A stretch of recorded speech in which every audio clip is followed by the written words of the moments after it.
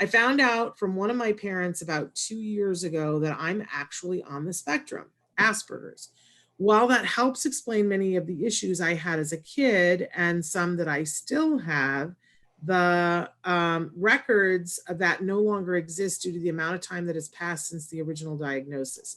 Any advice with regards to issues I have multitasking, fluid communications, and social skills, processing those things and how they relate to my job and those around me that don't always understand the struggles, my struggles to just fit.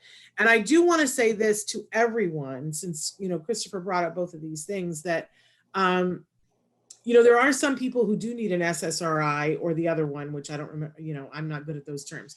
But I always encourage parents of kids that we look at things behaviorally before we jump to medicine, prescriptive medicine, because a lot of time, not always, but sometimes behavioral, and the things that he's describing here seem to me to be behavioral. Yes, Evelyn? Yeah. The whole diagnosis aspect, one of the things that I think is different at CARD a little bit is I actually don't, it's good to, I'm so glad that, your parents told you and that it helped answer some questions about being, having Asperger's. But what I always encourage all our families to do is it's up to the parents whether they're going to tell the child, but I go about it in the sense of there's a lesson we have in our skills curriculum called self-awareness. And it's just learning to be aware of what are you good at and what are you not so good at.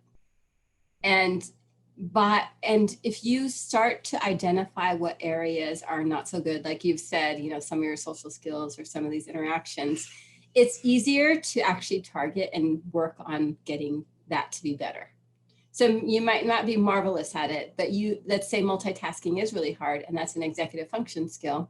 And that part of your brain keeps going, they're saying till you're 25. So I don't know how old you are, but, but you're working. So that means you are a very productive society, which is amazing. But, there's something more that you're seeking, and there's some more skills. And a lot of people think that ABA is just for kids, but we actually have been seeing a lot of adults.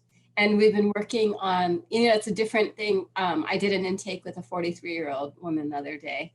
And we talked about like social interaction, and she doesn't really have a social place.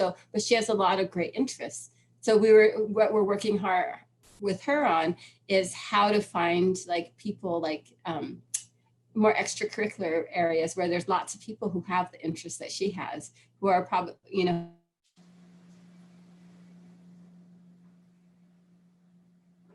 very difficult. She didn't identify as difficult. It's just that when COVID came, suddenly they're rushing people out of the doors in grocery stores. She couldn't be hurried. Mm-hmm. And she would start to buy the wrong foods and, all of those kind of things. So we talked about how to organize herself and creating structures. So if you have executive function difficulties like multitasking, it may never be your strength, but you can learn how to compensate. How can you compensate in doing some of these skills? And that is something that you can learn from your ABA provider. So if there are social skills that you have that you feel like you're missing, or situations that you don't know how to handle, that is another place where you can actually get some ABA assistance, because in learning how to create some of those areas or those rules that you didn't know about in terms of specific social that you have, and just working on them one at a time, and that is something that ABA still helps. And one thing that this woman had said to me is she said she went to actually a social skills group meeting, like it was an outpatient inpatient version. And it scared her more because the people there tended to have, more like alcoholism, drug abuse, sexual abuse, like other issues. And she was like running out of there saying, my issues are not the same as yours. In fact, they were scaring her more. So when she came to us, we said, okay, let's work on, okay, so let's talk about social interaction. Where does this happen? Hey, let's create some situations where we can work on some rules, and then let's go out in the community and we'll practice some of these, in her daily community. And she has a job. She had 2 bachelor's degrees. She was amazing. But it was just one of these things where you can still learn how to do that. You just need a little bit more direction. And, I would encourage the ABA part to help you get better, especially since you notice it and that you are actually seeking some assistance. So that's great that you actually recognize it, because that's the first step.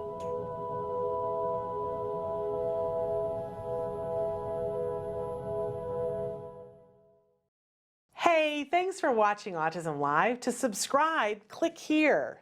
And if you'd like to check out some more of our videos, click here.